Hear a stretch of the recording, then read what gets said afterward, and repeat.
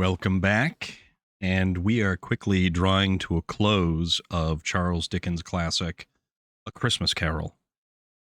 We've seen Marley's ghost. We've seen the ghost of Christmas past, the ghost of Christmas present. And now it's the last of the spirits. And I believe this is the ghost of Christmas yet to come, the ghost of Christmas future. And probably the bleakest of all of them, if you are familiar with the story.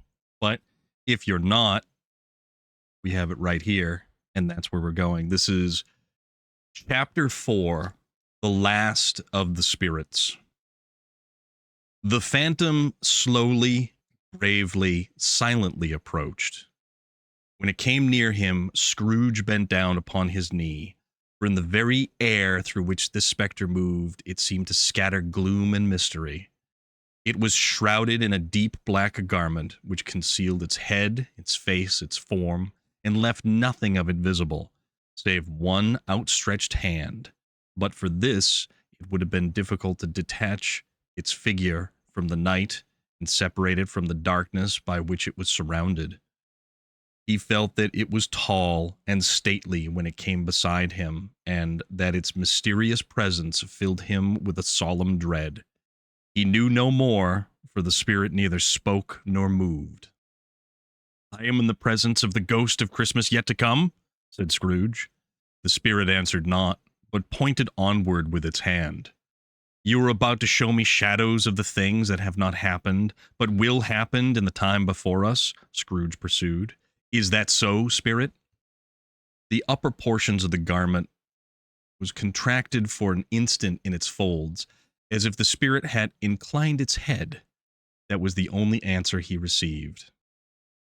Although well used to ghostly company by this time, Scrooge feared the silent shape so much that his legs trembled beneath him, and he found that he could hardly stand when he prepared to follow it.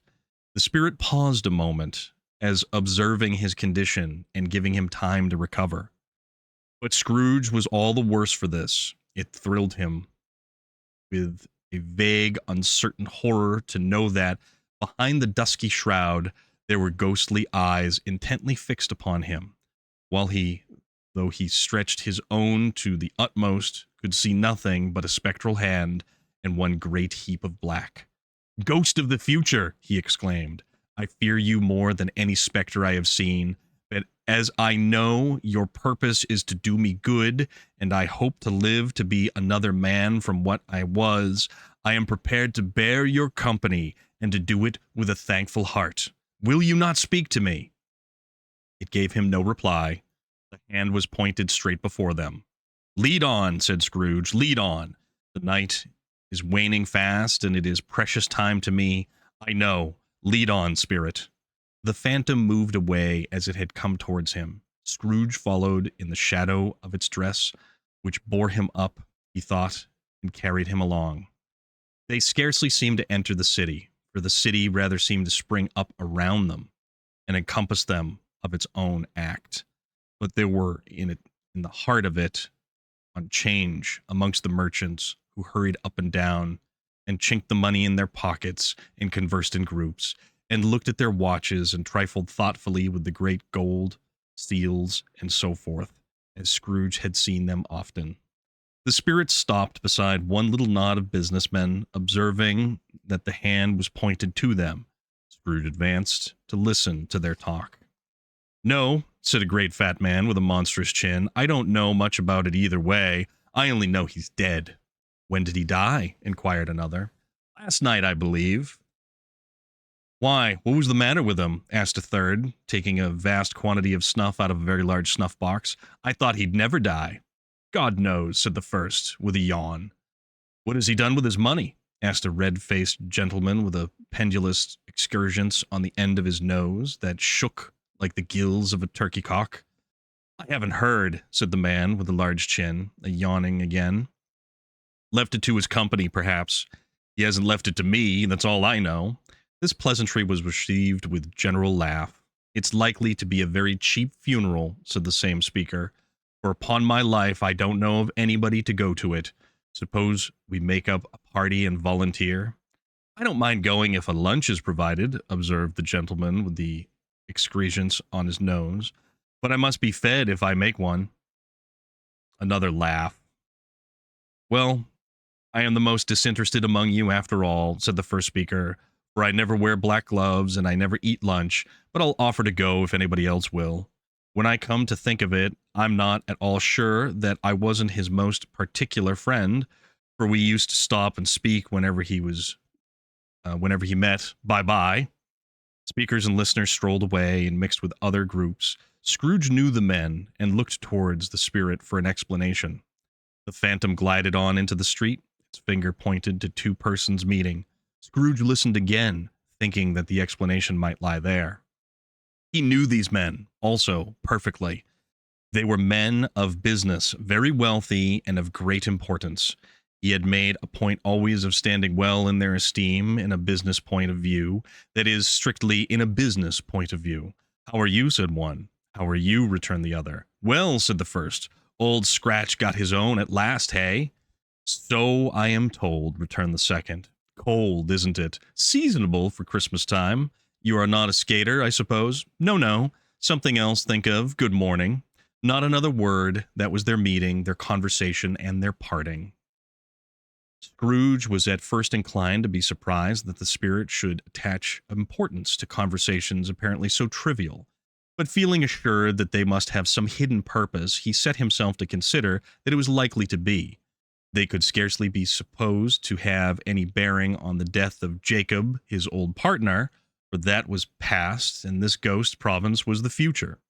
Nor could he think of anyone immediately connected with himself to whom he could apply them, but nothing doubting that, to whomever they applied, they had some latent moral for its own improvement, he resolved to treasure up every word he heard and everything he saw, and especially to observe the shadow of himself when it appeared.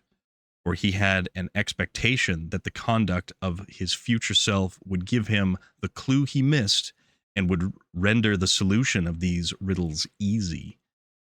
He looked about in that very place for his own image, but another man stood in his accustomed corner, and though the check pointed to his usual time of day for being there, he saw no likeness of himself among the multitudes that poured in through the porch. It gave him little surprise, however, for he had been revolving in his mind a change of life, and thought and hoped he saw his newborn resolutions carried out in this. Quiet and dark beside him stood the phantom, with its outstretched hand. When he roused himself from his thoughtful quest, he fancied from the turn of the hand and its situation in reference to himself, that the unseen eyes were looking at him keenly. It made him shudder and feel very cold. They left the busy scene and went into an obscure part of the town where Scrooge had never penetrated before. Although he recognized its situation and its bad repute, the ways were foul and narrow, the shops and houses wretched, and the people half-naked, drunken, slipshod, ugly. Alleys and archways, like so many cesspools, disgorged their offenses of smell and dirt, and life upon the straggling streets and the whole quarter reeked with crime, with filth and misery. Far in this den of infamous resort there was a low-browed, beetling shop below a penthouse roof, where iron old rags, bottles, bones, and greasy offal were bought. Upon the floor within were piled up heaps of rusty keys, nails, chains, hinges, files, scales, weights, and refuse iron of all kinds. Secrets that few would like to scrutinize were bred and hidden in mountains of unseemly rags, masses of corrupted fat, and sepulchres of bone.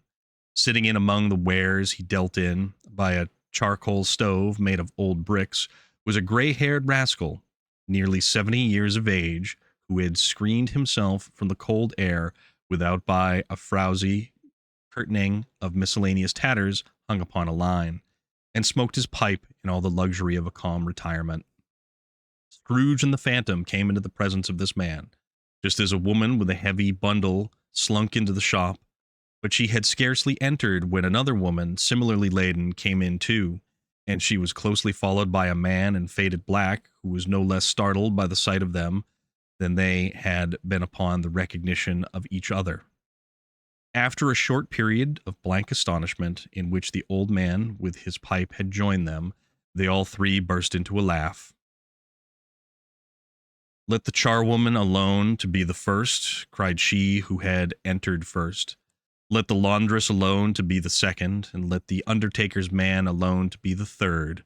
Look here, old Joe, here's a chance. If we hadn't all three met here without meaning it." "You couldn't have met in a better place," said old Joe, removing his pipe from his mouth. "Come into the parlor. We're made free of it long ago, and you know, and the other two, ain't strangers. Stop till I shut the door of the shop. Ah, how it skreeks. There ain't such a rusty bit of metal in the place as its own hinges, I believe, and I'm sure there's no such old bones here as mine. Ha ha. We're all suitable to our calling. We're all well matched. Come into the parlor. Come into the parlor." The parlor was the space behind the screen of rags. The old man raked the fire together with an old stair rod, and having trimmed his smoky lamp, for it was night, with the stem of his pipe put it into his mouth again. While he did this, the woman who had already spoken her threw her bundle on the floor and sat down in a flaunting manner on a stool, crossing her elbows on her knees and looking with a bold defiance at the other two. "What odds, then? What odds, Mr. Dilber?" said the woman. "Every person has a right to take care of themselves. He always did." "That's true indeed," said the laundress. "No man more so." "Why, then, don't stand staring as if you were afraid, woman. Who's the wiser? We're not going to pick holes in each other's coats, I suppose." "No, indeed, Mrs. Dilber," and the man together. "We should hope not." "Very well, then," cried the woman. "That's enough. Who's the worse for the loss of a few things like these? Not a dead man, I suppose." "No, indeed," said Mrs. Dilber, laughing. "If he wanted to keep 'em after he was dead, a wicked old screw," pursued the woman. "Why wasn't he natural in his lifetime? If he had been, he'd have had somebody to look after him when he was struck with death, instead of lying gasping out his last there, alone by himself." "It's the truest word that ever was spoke," said Mrs. Dilber. "It's a judgment on him." "I wish it was a little heavier judgment," replied the woman, "and it should have been. You may depend on it, if I could have laid my hands on anything else, open that bundle, old Joe, and let me know the value of it. Speak out plain. I'm not afraid to be the first, not afraid them to see it. We knew pretty well that we were helping ourselves before we met here, I believe. It's no sin. Open the bundle, old Joe." But the gallantry of her friends would not allow of this, and the man in faded black, mounting the breach first, produced his plunder. It was not extensive. A seal or two, a pencil case, a pair of sleeve buttons, and a brooch of no great value were all. They were severally examined and appraised by old Joe, who chalked and dress it with such terrors as thou hast thy commanded. The sum he was disposed to give for each upon the wall, and added them up into a total when he found there was nothing more to come. "That's your account," said Joe, "and I wouldn't give another sixpence if I was to be boiled for not doing it. Who's next?" Mrs. Dilber was next. Sheets and towels, a little wearing apparel, 2 old-fashioned silver teaspoons, a pair of sugar tongs, and a few boots. Her account was stated on the wall in the same manner. "I always give too much to the ladies. It's a weakness of mine, and that's the way I ruin myself," said old Joe. "That's your account. If you asked me for another penny and made it an open question, I'd repent of being so liberal and knock off half a crown." "And now undo my bundle, Joe," said the first woman. Joe went down on his knees for the greater convenience of opening it, and having unfastened a great many knots, dragged out a large, heavy roll of some dark stuff. "What do you call this?" said Joe. "Bed curtains?" "Ah," returned the woman, laughing and leaning forward on her arms. "Bed curtains. You don't mean to say you took 'em down, rings and all, with him lying there?" said Joe. "Yes, I do," replied the woman. "Why not?" "You were born to make your fortune," said Joe, "and you'll certainly do it. I certainly shan't hold my hand when I can get anything in it by reaching it out for the sake of such a man as he was. I promise you, Joe, returned the woman coolly, don't drop the oil upon the blankets now. His blankets? Asked Joe. Who else do you think? Replied the woman. He isn't likely to take cold without 'em, I dare say. I hope he didn't die of anything catching, eh? Said old Joe, stopping in his work and looking up. Don't you be afraid of that, returned the woman. I ain't so fond of his company, though. Company that I'd loiter about him for such things, if he did. You may look through that shirt till your eyes ache, but you won't find a hole in it, nor a threadbare place. It's the best he had, and fine one, too. They'd have wasted it if it hadn't been for me. What do you call wasting it? Asked old Joe. Putting it on him to be buried in, to be sure, replied the woman with a laugh. Somebody was fool enough to do it, but I took it off again. If calico can't good enough for such a purpose, it isn't good enough for anything. Quite as becoming to the body. He can't look uglier than he did in that one. Scrooge listened to this dialogue in horror, as they sat grouped about their spoil in the scanty light afforded by the old man's lamp. He viewed them with a detestation and disgust which could hardly have been greater, though they had been obscene demons marketing the corpse itself. Ha ha, laughed the same woman when old Joe, producing a flannel bag with money in it, told out several gains upon the ground. This is the end of it, you see. He frightened everyone away from him when he was alive, to profit us when he was dead. Spirit, said Scrooge, shuddering from head to foot. I see. The case of this unhappy man might be my own. My life tends that way now. Merciful heaven, what is this?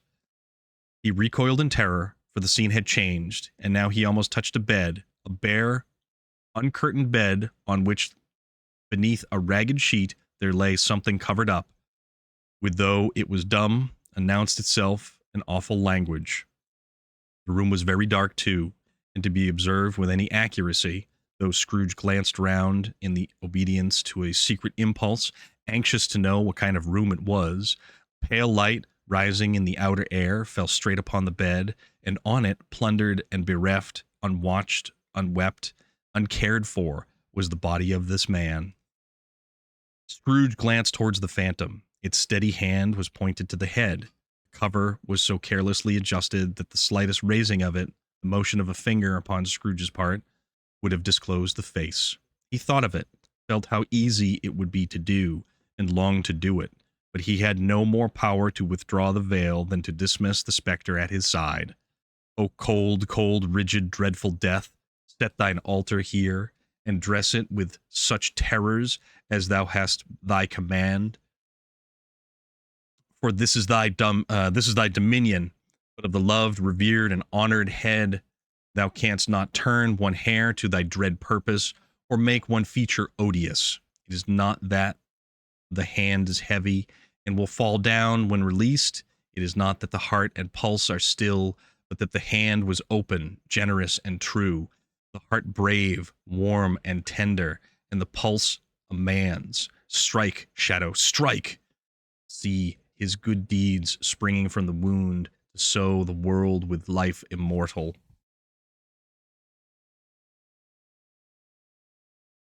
No voice pronounced these words in Scrooge's ear, and yet he heard them when he looked upon the bed. He thought, if this man could raise up now, what would be his foremost thoughts? Avarice, hard dealing, griping cares.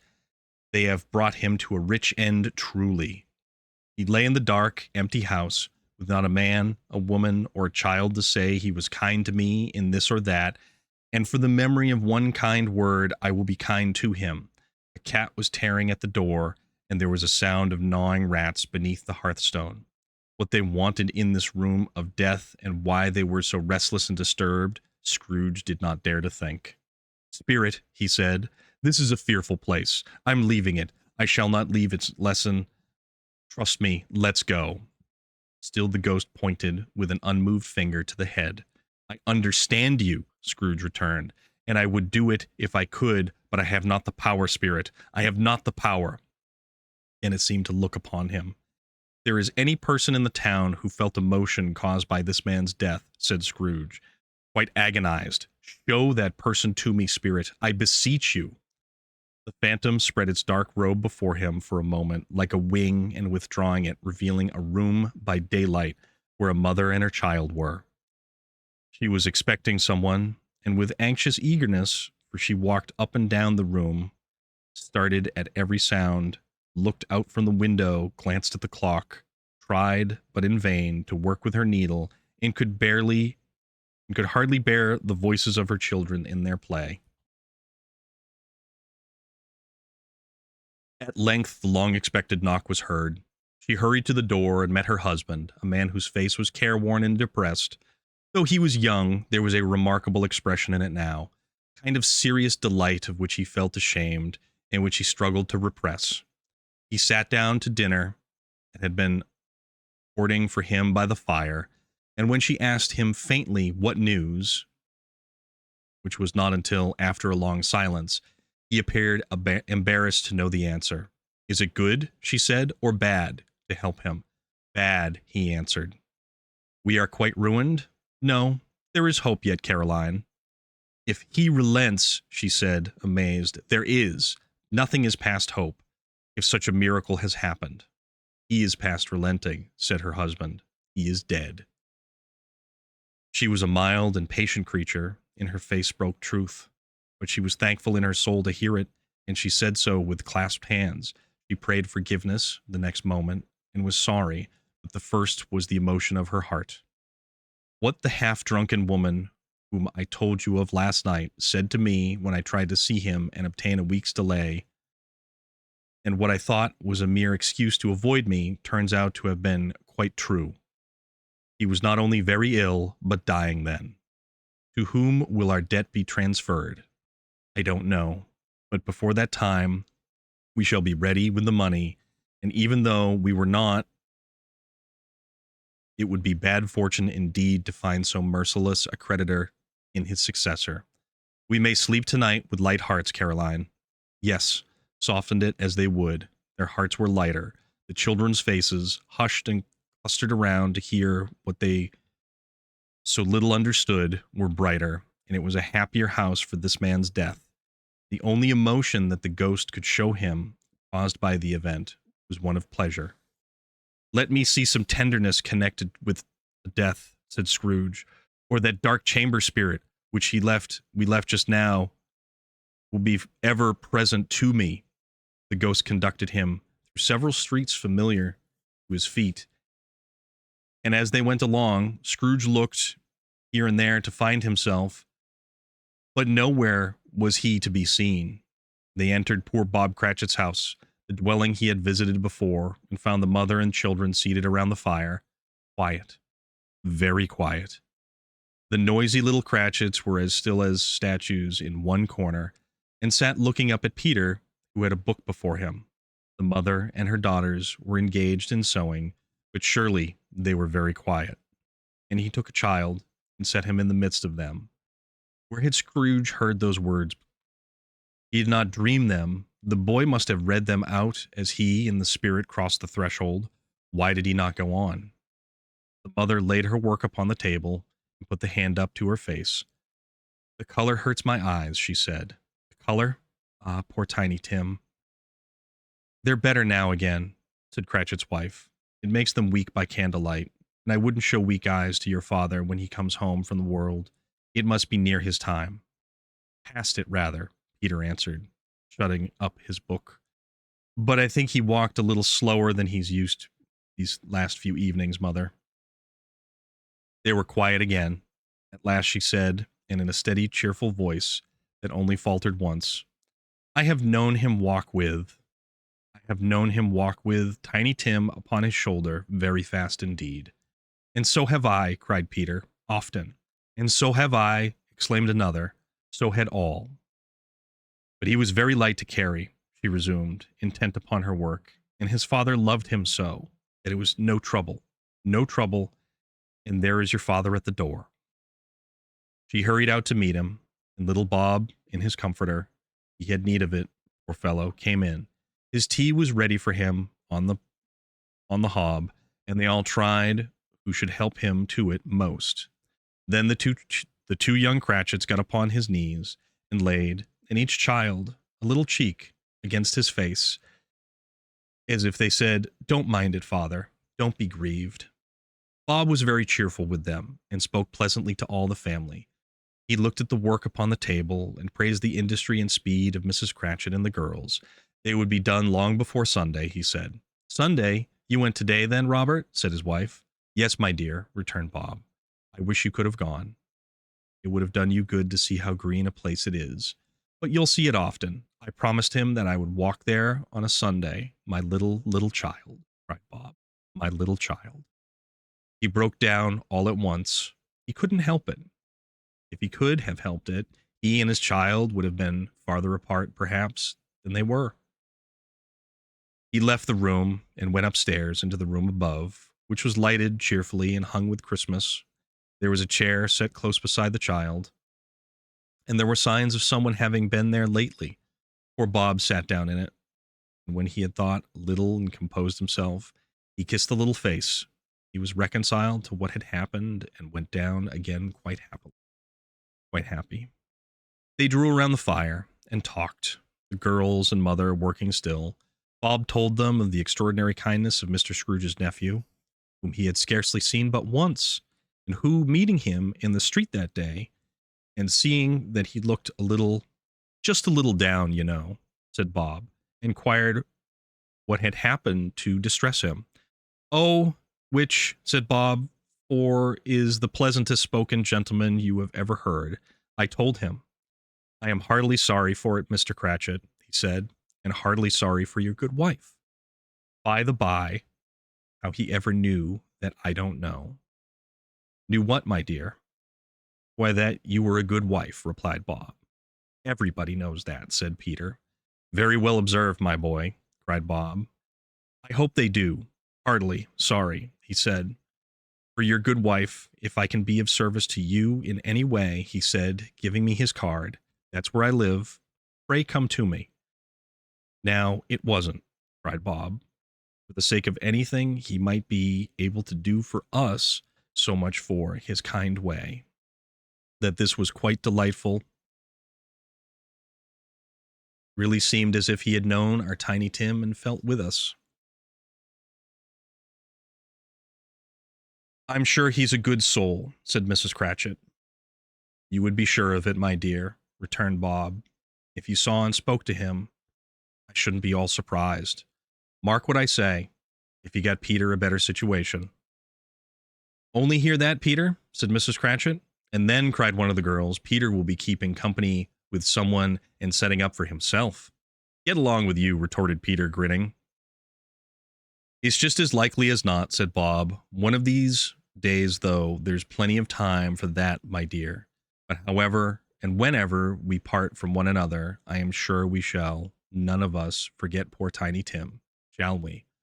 Or this first parting that there was among us." "Never, father," cried they all.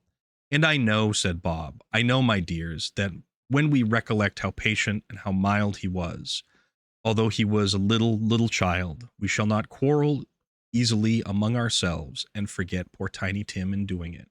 No, never, father," they all cried again. "I am very happy," said little Bob. "I am very happy." Mrs. Cratchit kissed him, his daughters kissed him, the two young Cratchits kissed him, and Peter and himself shook hands. "Spirit of Tiny Tim, thy childish essence was from God." "Spectre," said Scrooge, "something informs me that our parting moment is at hand. I know it, but I know not how. Tell me what man it was whom we saw lying dead." The ghost of Christmas yet to come conveyed him as before, though at a different time, he thought. Indeed, there seemed no order in these later visions, save that they were in the future, into the resorts of business men, but showed him not himself. Indeed, the spirit did not stay for anything, but went straight on, as to the end just now, desired, until besought by Scrooge to tarry for a moment. "This court," said Scrooge, "through which we hurry now, is where my place of occupation is, and has been for a length of time. I see the house. Let me behold what I shall be in the days to come. The spirit stopped. The hand was pointed elsewhere. The house is yonder? Exclaimed Scrooge. Why do you point away? The inexorable finger underwent no change. Scrooge hastened to the window of his office and looked in. It was an office still, but not his. The furniture was not the same, and the figure in the chair was not himself. The phantom pointed as before. He joined it once again, and wondering why and whither he had gone, accompanied it until they reached an iron gate. He paused to look around before entering. A churchyard. Here, then, the wretched man, whose name he had now to learn, lay underneath the ground. It was a worthy place, walled in by houses, overrun by grass and weeds. The growth of vegetation's death, not life, choked up with too much burying fat, with repleted appetite. A worthy place. The spirit stood among the graves and pointed down to one. He advanced towards it trembling. Phantom was exactly as it had been, but he dreaded that he saw new meaning in its solemn shape. Before I draw nearer to that stone to which you point, said Scrooge, answer me one question. Are these the shadows of things that will be, or are they shadows of the things that may be only? Still the ghost pointed downward at the grave by which it stood. Men's courses will foreshadow certain ends to which, if preserved in, they must lead, said Scrooge. But if the course be departed from, the ends will change. Say it is thus with what you show me. The spirit was immovable as ever. Scrooge crept towards it, trembling as he went, and following the finger, read upon the stone of the neglected grave his own name, Ebenezer Scrooge. Am I that man who lay upon the bed? He cried, upon his knees. The finger pointed from the grave to him and back again. No, spirit! Oh, no! The finger still was there. Spirit, he cried, tight, clutching at his robe. Hear me. I am not the man I was. I will not be the man I must have been. But for this intercourse, why show me this if I am past all hope? For the first time, the hand appeared to shake. Good spirit, he pursued. As down upon the ground he fell before it, your nature intercedes for me and pities me, assures me that I yet may change these shadows you have shown me by an altered life. The kind hand trembled. It will honor Christmas in my heart. I will honor Christmas in my heart and try to keep it all the year. I will live in the past, the present, and the future. The spirit of all three shall strive within me. I will not shut out the lessons that they teach. Oh, tell me I may sponge away the writing on this stone. In his agony, he caught the spectral hand. It sought to free itself, but he was strong in his entreaty and determined and detained it. The spirit, stronger yet, repulsed him. Holding up his hand in a last prayer to have his fate reversed, he saw an alteration in the phantom's hood and dress. It shrunk, collapsed, and dwindled down into a bedpost.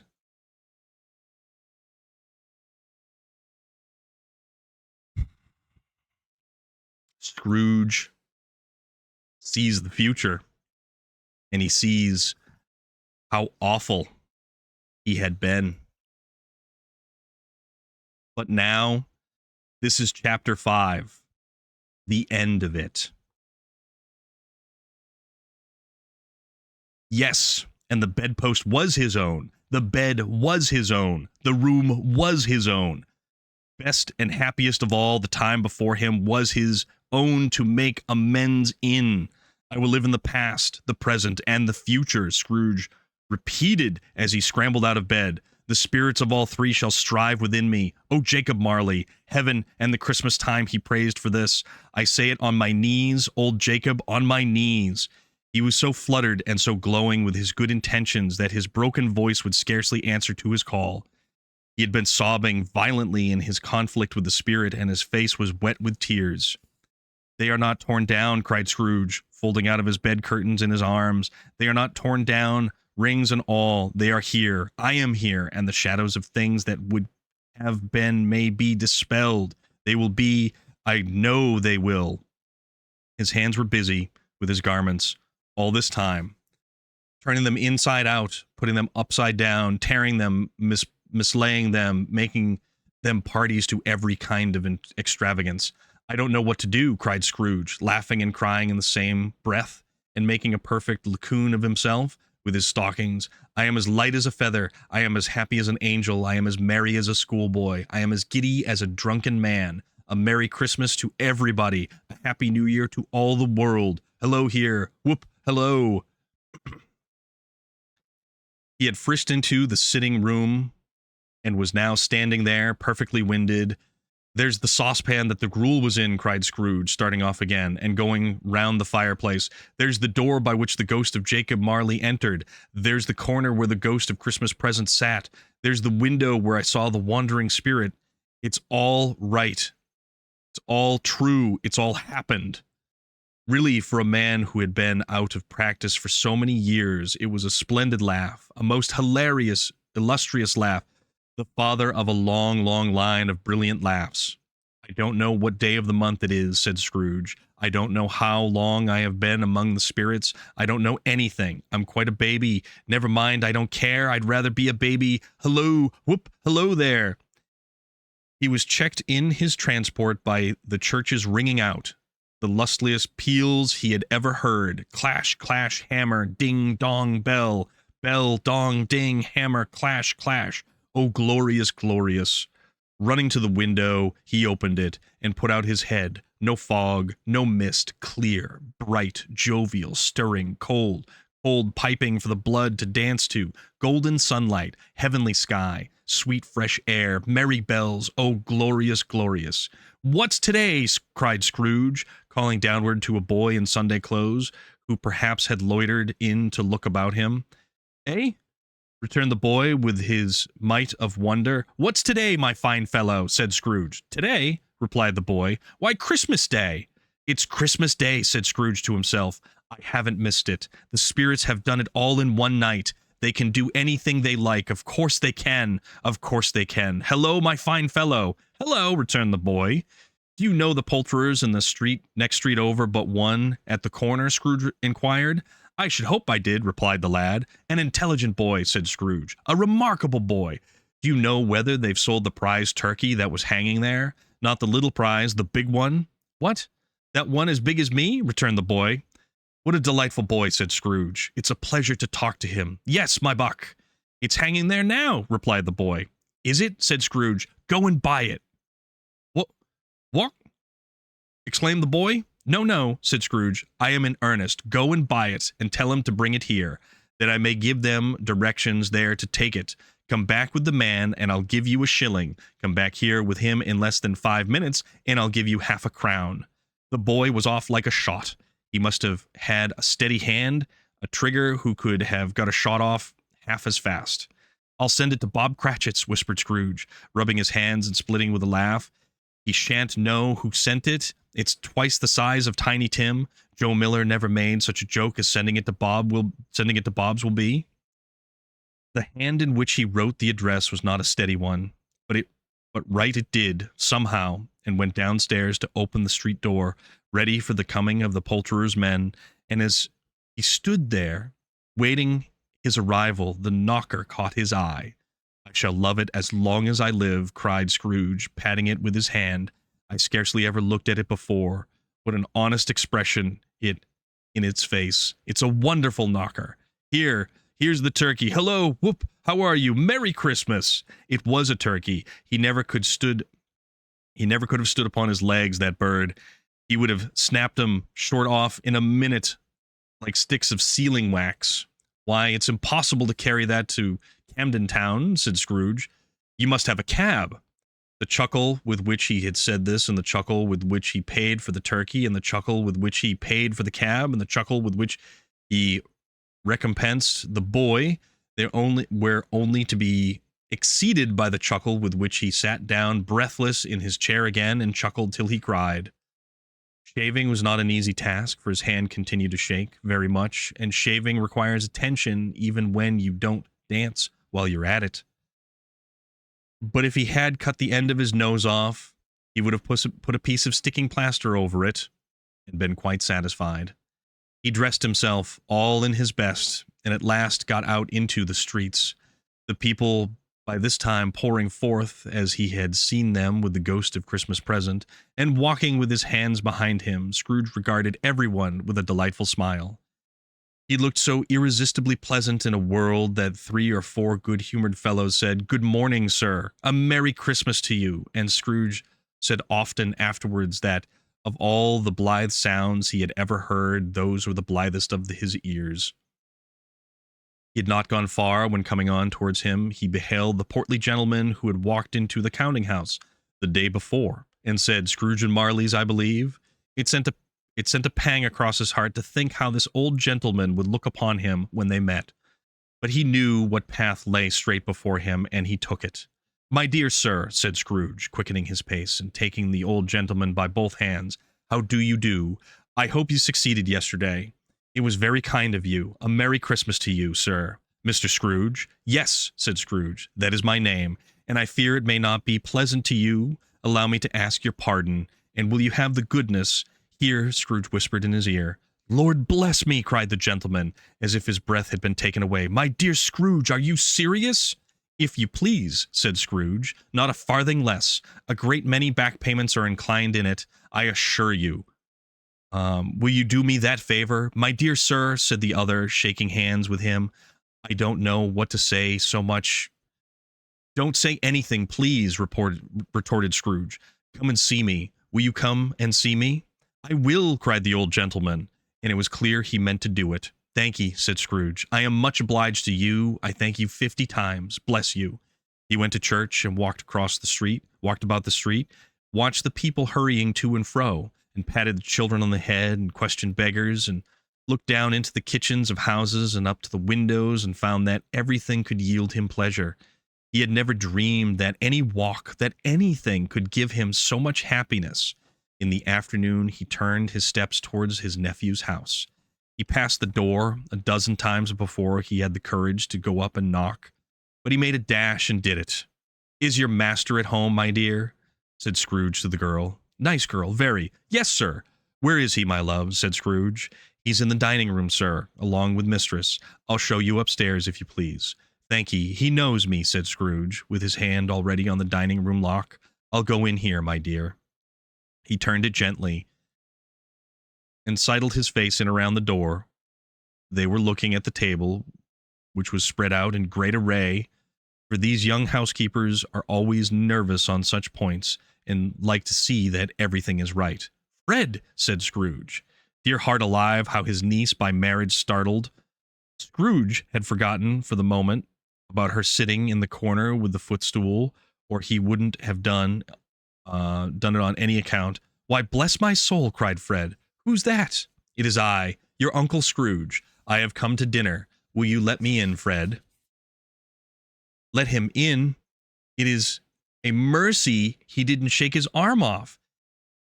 He was at home in 5 minutes. Nothing could be heartier. His niece looked just the same. So did Topper when he came. So did the plump sister when she came. So did everyone when they came. Wonderful party, wonderful games, wonderful unanimity, wonderful happiness. But he was early at the office next morning. Oh, he was early there. If he could only be there first and catch Bob Cratchit coming late. That was the thing he had set his heart upon. And he did it. Yes, he did. The clock struck 9. No Bob. 1:15. No Bob. He was a full 18 minutes late and half behind his time. Scrooge sat with his door wide open that he might see him come into the tank. His hat was off before he opened the door, his comforter too. He was on his stool in a jiffy, driving away with his pen as he were trying to overtake 9 o'clock. "Hello," growled Scrooge in his accustomed voice, as near as he could feign it. "What do you mean by coming here at this time of day?" "I'm very sorry, sir," said Bob. "I am behind my time." "You are," repeated Scrooge. "Yes, I think you are. Step this way, sir, if you please." "It's only once a year, sir," pleaded Bob, appearing from the tank. "It shall not be repeated. I was making rather merry yesterday, sir." "Now I'll tell you what, my friend," said Scrooge. "I am not going to stand this sort of thing any longer, and therefore," he continued, leaping from his stool and giving Bob such a dig the waistcoat that he staggered back into the tank again, and therefore I am about to raise your salary. Bob trembled and got a little nearer to the ruler. He had a momentary idea of knocking Scrooge down with it, holding him and calling to the people in the court for help and a straight waistcoat. "A Merry Christmas, Bob," and said Scrooge, with all the earnestness that he could not be mistaken, and he clapped him on the back. "A merrier Christmas, Bob, my good fellow, than I have given you for many a year. I'll raise your salary and endeavor to assist your struggling family, and we will discuss your affairs this very afternoon over a Christmas bowl of smoking bishop. Bob, make up the fires and buy another coal scuttle before you dot another I, Bob Cratchit." Scrooge was better than his word. He did it all, and infinitely more. And to Tiny Tim, who did not die, he was a second father. He became a good friend, a good master, and a good man, as the good old city knew, or any other good old city, town, or borough in the good old world. Some people laughed to see the alteration in him, but he let them laugh, and little heeded them, for he was wise enough to know that nothing ever happened on this globe for good at which some people did not have their fill of laughter in the outset. And knowing that such these would be blind anyway, he thought it quite as well that they should wrinkle up their eyes and grins as they have milady in less attractive forms. His own heart laughed, and that was quite enough for him. He had no further intercourse with spirits, but lived upon total abstinence principle ever afterwards. And it was always said of him that he knew how to keep Christmas well. If any man alive possessed the knowledge, may that be truly said of us and all of us. And so, as Tiny Tim observed, God bless us, every one. I hope you've enjoyed A Christmas Carol, Charles Dickens' classic in this holiday season. I am a Storm of Iron, and this is Storm of Iron After Dark. I appreciate you being here, and I'll see you again sometime.